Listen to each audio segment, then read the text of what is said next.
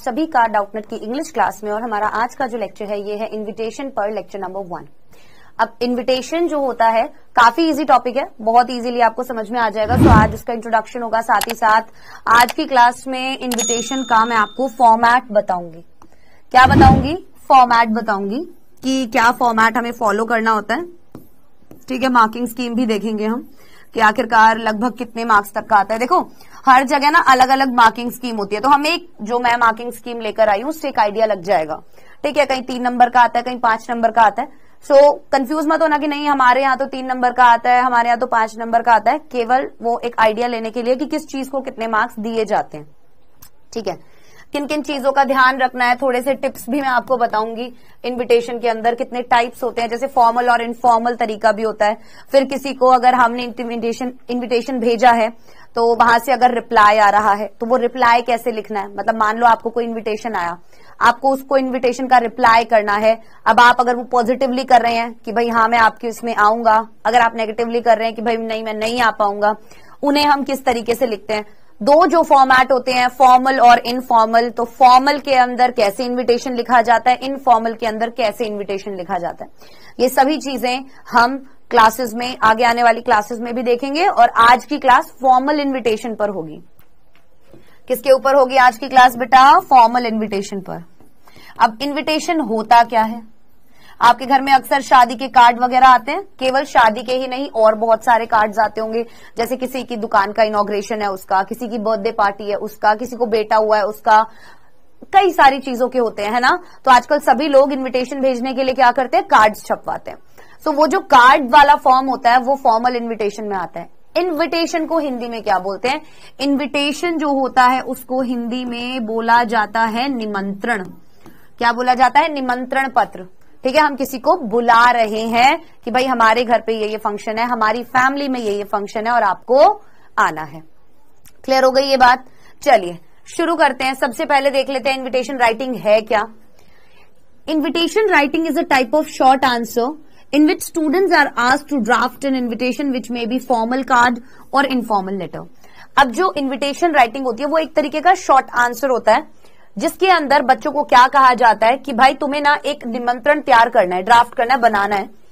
विच में B formal card, या तो वो कार्ड के फॉर्म में होगा फॉर्मल, या फिर वो इनफॉर्मल लेटर के फॉर्म में होगा। दो तरीके के होते हैं, या तो कार्ड के फॉर्म में वो कहलाएगा फॉर्मल, या फिर लेटर के फॉर्म में वो क्या कहलाएगा? Informal invitation. और reply to the invitation varying from question to question, या फिर उनका उत्तर देना। कोई भी इन्विटेशन आपके घर पे आया है, अब आप उन्हें बताना चाहते हो कि भैया आप आओगे या नहीं आ पाओगे। हो सकता है कोई प्रॉब्लम हो जिसके कारण आप नहीं आ सकते हैं, तो वो जो रिप्लाई होते हैं वो भी कैसे लिखते हैं उसके बारे में भी हम आज की क्लास में जान लेंगे। आज की में तो नहीं, आगे आने वाली क्लासेस में। तो ये कई सारे टाइप आएंगे। फॉर्मल आज की क्लास में पढ़ेंगे, इनफॉर्मल लेटर के फॉर्म में अगली क्लास में पढ़ेंगे, और जो रिप्लाई वाला सेक्शन होता है वो भी हम पढ़ेंगे आगे की क्लासेस में। ठीक है, सो देखो, an invitation is a kind of personal written request sent to the people. Invitation आखिरकार होता क्या है? डेफिनेशन तो समझ लें एक बार, है ना। तो इन्विटेशन वैसे किसको बोलते हैं? निमंत्रण को। निमंत्रण क्या होता है भाई? ये एक तरीके की पर्सनल रिटन रिक्वेस्ट होती है। क्या होती है? पर्सनल रिटन रिक्वेस्ट होती है कि भाई हम निजी पर्सनली तौर पर क्या कर रहे हैं? किसी इंसान को निमंत्रण दे रहे हैं। It can be sent, it can be in the form of an invitation card. अब या तो वो एक कार्ड के फॉर्म में होगा, ठीक है, which is a formal way. Card का वे कौन सा कहलाता है? Formal way.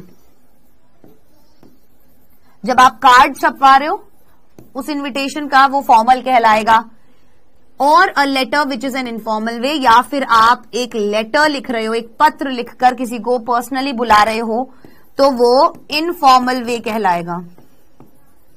क्या कहलाएगा? वो इनफॉर्मल वे कहलाएगा। ठीक है, चलो मार्किंग स्कीम जो है 2020-2021 के अकॉर्डिंग अगर हम देखें, अगर केवल इस साल के अकॉर्डिंग देखें तो 3 मार्क्स का ये क्वेश्चन जो है वो सेट किया गया था, और फॉर्मेट 1 नंबर का, कंटेंट 1 नंबर का और एक्सप्रेशन 1 नंबर का, ऐसे 3 मार्क्स जो है वो डिवाइड किए गए थे। हर बार जरूरी नहीं 3 मार्क्स का ही क्वेश्चन आए, अलग अलग मतलब चेंज होता रहता है मार्किंग स्कीम, है ना। तो अभी एक आइडिया के लिए हमने क्या किया, इस साल का 2020-2021 का हमने क्या कर लिया, मार्किंग स्कीम जो है वो यहां पर देख लिया। ठीक है, सो मार्किंग स्कीम, जो नई मार्किंग स्कीम है वो ऐसे है कि भाई फॉर्मेट हो गया 1 नंबर का, कंटेंट 1 नंबर का और एक्सप्रेशन 1 नंबर का। अब फॉर्मेट ऑफ फॉर्मल इन्विटेशन, अब आज क्या देखना है, आज हमें देखना है फॉर्मल इन्विटेशन का फॉर्मेट।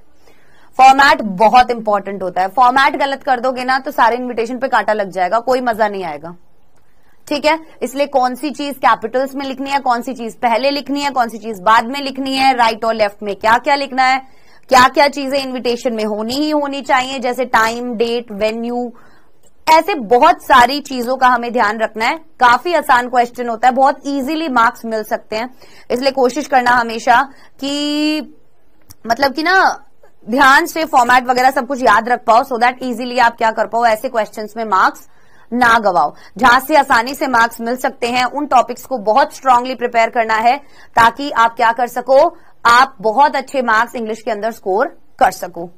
क्लियर हो गई ये बात। सबसे पहली चीज, इन अ फॉर्मल इन्विटेशन, एक फॉर्मल इन्विटेशन के अंदर it starts with the name of organiser. सबसे पहली चीज क्या लिख ली हमने, नेम ऑफ द ऑर्गेनाइजर, ये इंपॉर्टेंट होता है, ठीक है। जो ऑर्गेनाइजर है उसका नाम बहुत इंपॉर्टेंट है, which has to be in the centre of the page, वो पेज के सेंटर में होगा। अभी एक फॉर्मेट जब हम ये देख लेंगे, जो भी चीजें हमें बताई गई है, उसके बाद एक क्वेश्चन देखेंगे, उससे और क्लियर हो जाएगा। पहले दिखा देती हूँ, देखो जो फॉर्मेट देखेंगे ना वो इस तरीके से हम लिखते हैं, ठीक है, कैसे, इस तरीके से हम लिखते हैं, तो ध्यान रखना इस चीज का, ठीक है। तो अब देखो यहां पर भी आप देख सकते हो, इस वाले फॉर्मेट में क्या कर रखा है, Mrs and mister A.K. Sinha, ये कौन हो गए, ये ऑर्गेनाइजर हो गए, इसलिए इनका नाम सबसे पहले लिखा गया है, पहले ही।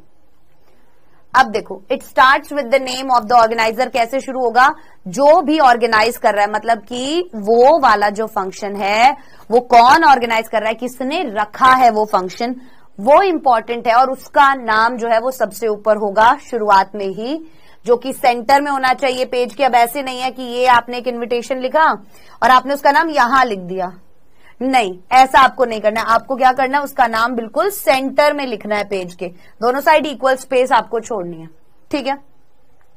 Which is followed by 2-3 opening lines. अब ये जो 2-3 ओपनिंग लाइन्स होती है ना, इन्हें आप याद करके, क्रैम करके, रट के चले जाना और एज इट इज लिख देना, ठीक है। इसमें कोई दिमाग लगाने वाली जरूरत नहीं है, केवल जो बता रही हूं वो वाली लाइंस एज इट इज याद करके चले जाना और वहां पर लिख देना, ठीक है। चलो तो सबसे पहले क्या आ गया, name of the organiser. Next comes the name of the occasion. अब सबसे पहले तो हमने ऑर्गेनाइजर का नाम लिख दिया है ना, फिर हमने 2-3 ओपनिंग लाइंस लिख दी, ये क्या है, ये है ओपनिंग लाइंस, शुरुआती लाइन।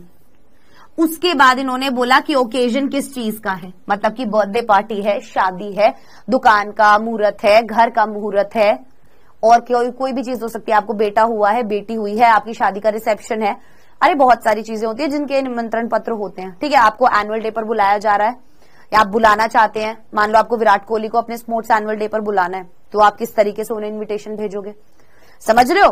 तो इसीलिए यही बोला जा रहा है कि हमें वहां बताना होगा ना कि ओकेजन क्या है, अवसर क्या है, उस अवसर का नाम लिखना है, which has to be written in the capital letters. ध्यान रखना, नेम ऑफ द ओकेजन किस में आएगा, कैपिटल लेटर में, ठीक है, किसमें आएगा, कैपिटल लेटर्स में, and bigger size so that it is visible, और थोड़ा साइज बड़ा होना चाहिए ताकि वो ऊपर ही दिखे। इन्विटेशन में सबसे पहले ये वाली चीजें जो होंगी ये मेन चीज होती है, ताकि खोलते ही आपको पता चले आखिरकार ये इन्विटेशन है किस बारे में, है ना, ताकि इन्विटेशन जैसे ही ओपन किया किसी ने तो उसे तुरंत पता चल जाए कि अच्छा भाई इन्विटेशन इस चीज का है। क्लियर हो गई ये बात। देखो अब now if the invitation is for marriage, अब मान लो कि जो निमंत्रण आप दे रहे हो किसी को भी वो शादी के लिए है। क्या मान लिया आपने कि वो निमंत्रण किसके लिए है, शादी के लिए। The name of the couple will come in the Capitals and highlighted. अब आपने सबसे पहले बता दिया पहले ऑर्गेनाइजर का नाम लिख दिया, फिर 2-3 ओपनिंग लाइंस लिख दी, फिर आपने बताया ओकेजन क्या है, कैपिटल्स में बोल्ड में। फिर आप क्या करोगे, अब मान लो शादी है तो कपल का नाम लिखोगे, कपल का नाम लिखोगे ना, तो वही करते हैं कि the name of the couple will come in the capital and highlighted, कि जो नाम होगा जोड़े का वो किस में होगा, कैपिटल्स में होगा और हाईलाइटेड होगा, ठीक है, बोल्ड में होगा। Then we will write the date, time and venue. इन 3 चीजों का डीटीवी ध्यान रखना, date, time and venue. Date जरूरी है बतानी शादी किस तारीख को है, टाइम जरूरी है बताना कितने बजे है, वेन्यू जरूरी है बताना ताकि वो उस जगह पर आ सके, मतलब कहां हो रहा है। वेन्यू क्या होता है, किस जगह हो रहा है। सो तारीख, समय और वेन्यू, ये 3 चीजें बहुत महत्वपूर्ण हैं। वो महत्वपूर्ण क्यों हैं, क्योंकि उसके बिना जिसको आप निमंत्रण दे रहे हो अपने घर बुलाने का, अपने फंक्शन में बुलाने का, वो अगर आप बताओगे ही नहीं तो वो आएगा कैसे, है ना। At the bottom of left corner comes the RSVP followed by the details of the organizer. अब बॉटम में क्या आता है, आपने हर जगह देखा होगा RSVP करके लिखा रहता है। क्या लिखा रहता है, RSVP करके लिखा रहता है। तो ये जो RSVP है ये आपको लिखना है लेफ्ट हैंड साइड में, followed by the details of the organiser. और उसके नीचे आपको क्या लिखना है, उसके नीचे आपको क्या लिखना है, जो ऑर्गेनाइजर है, जो ये फंक्शन रख रहा है उसकी डिटेल्स, मतलब उसका नंबर लिख दो ताकि अगर किसी को कांटेक्ट करना हो तो वो इस नंबर पे कांटेक्ट कर सके। At the bottom right comes the best wishes and compliments. अब लेफ्ट हैंड साइड में तो RSVP और ऑर्गेनाइजर की डिटेल आ गई, लेकिन राइट साइड में क्या आएगा, राइट साइड में आप बेस्ट विशेस या फिर कॉम्प्लीमेंट्स देंगे। कॉम्प्लीमेंट्स मतलब ग्रीटिंग्स होती हैं, ठीक है। बेस्ट विशेस और कॉम्प्लीमेंट्स आप देंगे कि भाई आप सभी को किसके साथ आना है, अपने परिवार समेत यहां पर आना है। अब आप यहां पे सोच रहे होंगे कि आखिरकार ये RSVP जो है ये क्या है। सो RSVP जो है ये फ्रेंच लैंग्वेज में लिखा गया है, ठीक है। फ्रेंच लैंग्वेज में एक टर्म होती है जिसका मतलब होता है प्लीज रेस्पॉन्ड। प्लीज रेस्पॉन्ड मतलब इसका क्या है, इसका मतलब बोलते तो उसमें ऐसे है, रिपोंडेज सिल वॉयस प्लेट, मतलब इस तरीके का ही होता है।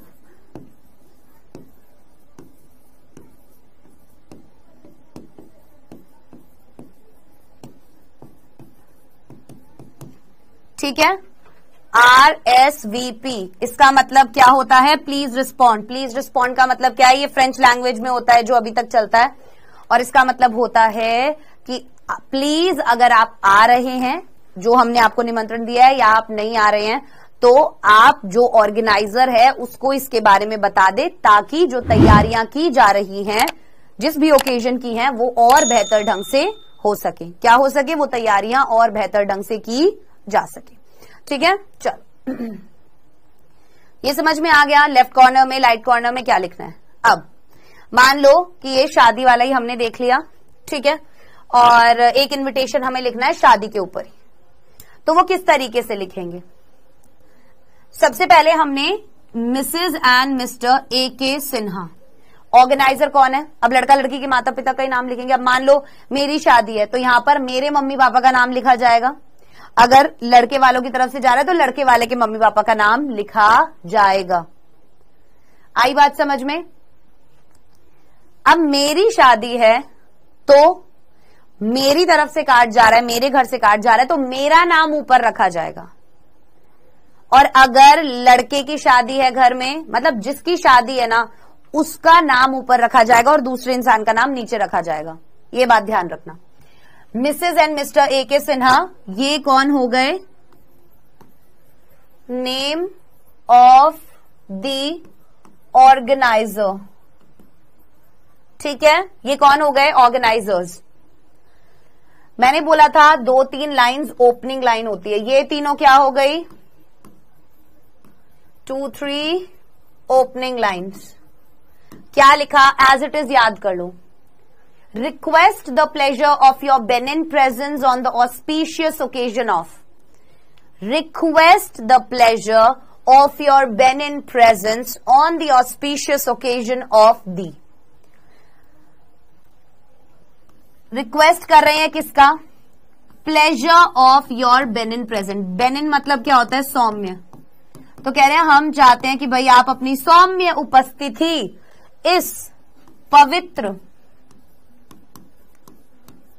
और शुभ, ऑस्पिशियस वैसे होता है शुभ, तो इस शुभ और पवित्र अवसर पर ऑन द ओकेजन ऑफ दी, कौन सा ओकेजन? मैरिज का। आपने देखा मैरिज हमने कैपिटल्स में और बोल्ड में लिखा,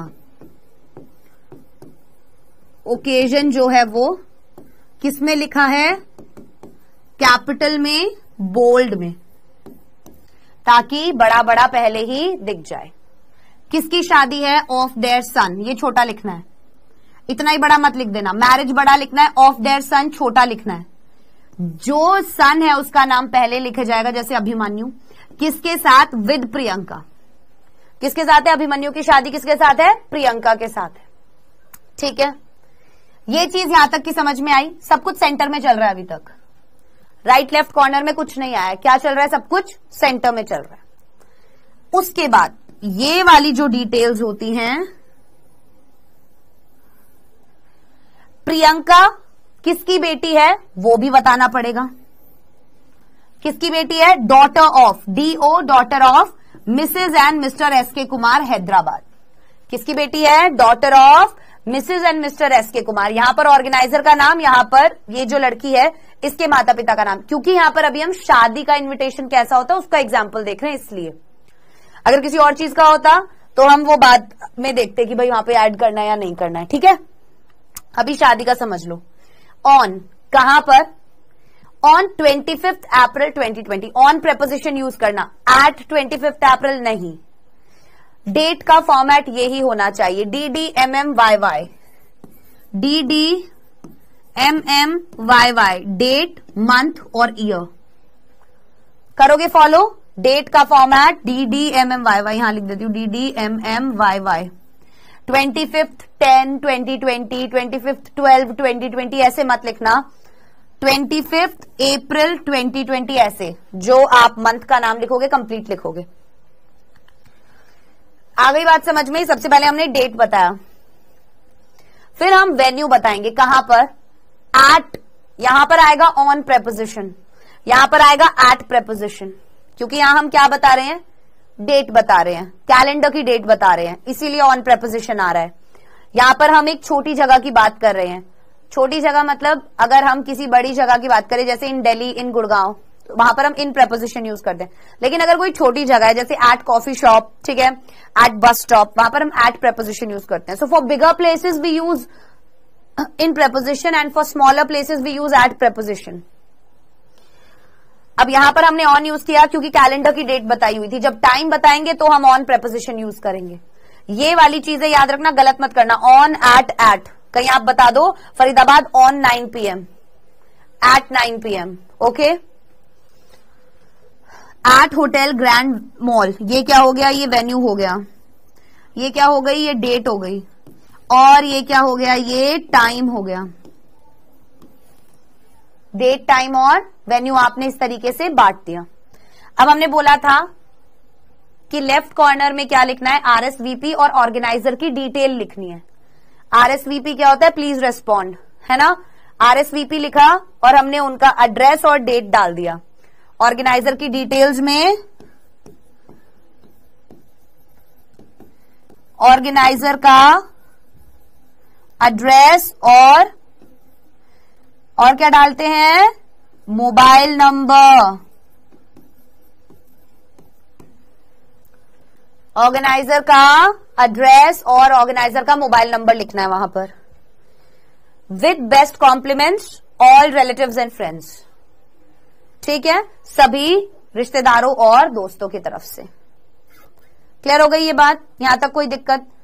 एक चीज अब इसमें हमने मिस कर दी, और वो क्या है? आप एक फॉर्मल इनविटेशन को एक बॉक्स में बंद करोगे।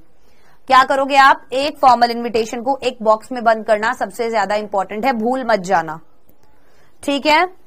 चलिए, नेम ऑफ द ऑर्गेनाइजर सबसे ऊपर, ये 2-3 लाइंस अपनी याद कर लेना। जो ओकेजन है वो कैपिटल्स में, बोल्ड में। यहां पर हमने लिखा जिसकी शादी है उसका नाम पहले आएगा, उसका नाम, जिसके साथ हो रही है उसका नाम। डॉटर ऑफ किसकी बेटी है वो बताएंगे, डेट टाइम और वेन्यू मेंशन करेंगे। ये चीज अगर छोड़ दी तो सारा इन्विटेशन गलत है। ये वाला पार्ट और ये वाला पार्ट बहुत इंपॉर्टेंट है, इसे मिस मत कर देना। आएगा कहां बेचारा तुम्हारी शादी में, कहीं पहुंच ही नहीं पाएगा। ये दोनों की साइड्स याद रखना। आरएसवीपी लेफ्ट हैंड साइड में लिखा जाता है, with best compliments right hand side में लिखा जाता है। ठीक है, चलो अब इसे हमेशा बॉक्स में बंद करना है। इन्विटेशन को आपको बॉक्स में बंद करना है। So enclose the invitation in a box, this is a must. Clear हो गई ये बात? 100% करना ही करना है, भूल मत जाना। ठीक है, यहां तक कोई प्रॉब्लम नहीं होनी चाहिए, बिल्कुल क्लियर है, सामने लिखी हुई है सारी चीजें, कोई दिक्कत होनी ही नहीं चाहिए यहां पर। चलो अब कुछ टिप्स देख लेते हैं क्या क्या चीजें हमें फॉलो करनी है। सबसे पहला यही है, an invitation is always written in a box. एक इन्विटेशन हमेशा एक बॉक्स में लिखा जाता है। A formal invitation is always written in the third person. ध्यान रखना, थर्ड पर्सन में लिखोगे हमेशा। He, she, it is used in place of I, you और वी। आई, यू और वी की जगह हम ही, शी यूज कर रहे हैं, थर्ड पर्सन यूज कर रहे हैं। आई, वी और यू यूज नहीं कर रहे हैं। ठीक है, किसी का नाम यूज कर रहे हैं। यहां देखो हमने क्या किया, Mr and Mrs A K. Sinha request the pleasure, third person में कर रहे हैं कि भाई वो ऐसा कर रहे हैं। ठीक है, उनके बेटे की शादी में आना है। क्लियर हो गई? सो थर्ड पर्सन में यूज करना है। ही, शी का यूज करना है आप लोगों को, थर्ड पर्सन का यूज करना है। आई, वी और यू का यूज नहीं करना। इतना याद रखना। क्या याद रखोगे? आई, वी और यू, फर्स्ट पर्सन और सेकंड पर्सन इस्तेमाल ना करें, थर्ड पर्सन इस्तेमाल करें हमेशा। ठीक है। For writing the bold capital part use the dark blue pen so that it is highlighted and visible.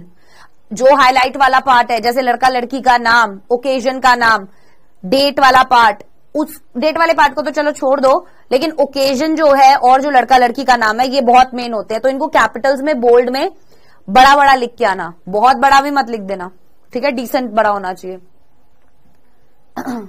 ताकि वो हाईलाइट हो और विजिबल हो। The date time venue should be included always. बोला ना, ये तो भूलने वाली चीज है ही नहीं।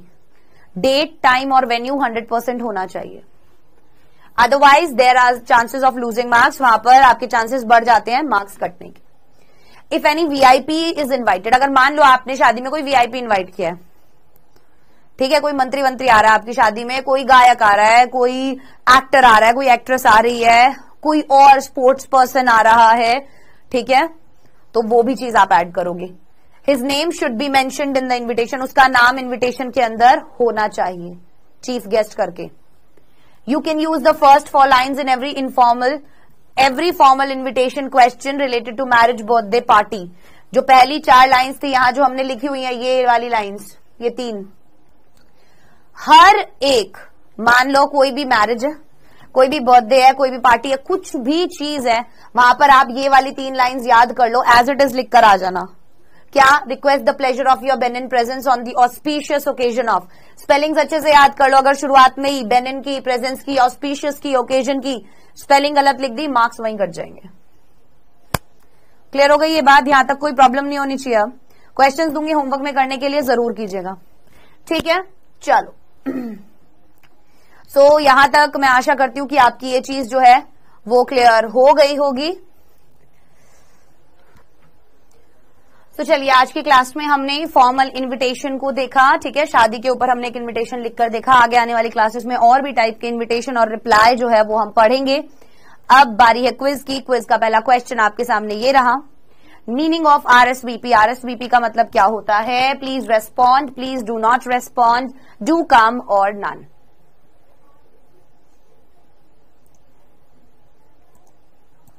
Next question, name of the organizer should be written on the top, bottom, left और राइट। ऑर्गेनाइजर का नाम कहां होना चाहिए? टॉप पे, बॉटम में, लेफ्ट में, राइट में? छोटे छोटे क्वेश्चन है, फटाफट।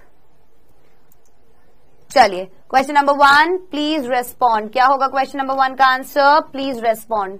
Question number 2, top, name of the organiser top पे लिखा जाता है, सेंटर में सबसे पहले। सो आज की क्लास में हमने क्या देखा? इन्विटेशन। कौन सा इन्विटेशन देखा हमने? फॉर्मल टाइप का इन्विटेशन देखा। फॉर्मल इन्विटेशन में क्या क्या चीजें होती हैं, बॉक्स के अंदर बंद करना होता है, किन किन चीजों को बोल्ड में लिखना है, क्या चीज मिस नहीं करनी है, डेट टाइम वेन्यू का ध्यान रखना है, आरएसवीपी और बेस्ट कॉम्प्लीमेंट्स लेफ्ट और राइट का ध्यान रखना है। ऐसे और भी बहुत क्वेश्चंस अगली क्लास में सॉल्व करेंगे। इनफॉर्मल लेटर भी हम देखेंगे कैसे लिखा जाता है। सो अब मैं आपको दूंगी होमवर्क। ये 4 क्वेश्चंस हैं जो आपको होमवर्क में करने हैं। क्लियर? सो अब हमारी नेक्स्ट क्लास जो होगी वो इन्विटेशन के ऊपर ही होगी। तब तक के लिए अपना ध्यान रखें, डाउटनेट के साथ जुड़े रहें क्योंकि अब पढ़ना हुआ आसान।